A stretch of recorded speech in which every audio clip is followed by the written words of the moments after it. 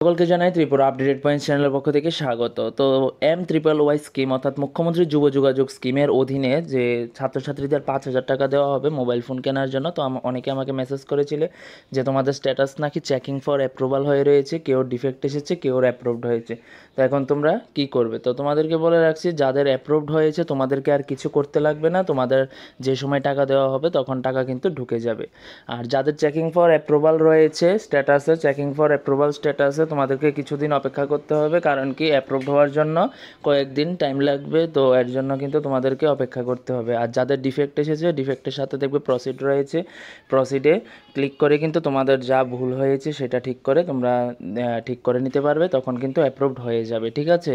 তো তারপর আমাকে জিজ্ঞেস করেছিলে যে কবে টাকা ঢুকতে পারে। তো টাকা কিন্তু এই মাসের লাস্টে অথবা আগামী মাসের প্রথমের দিকে টাকা ঢুকতে পারে। প্রত্যেকেরই 5,000 টাকা করে দেওয়া হবে মোবাইল ফোন কেনার জন্য। তো আজকের ভিডিওতে এতটুকুই আপডেট, পরবর্তী ভিডিওতে দেখা হচ্ছে। সবাইকে নমস্কার জানিয়ে ভিডিওটি এখানেই শেষ করছি।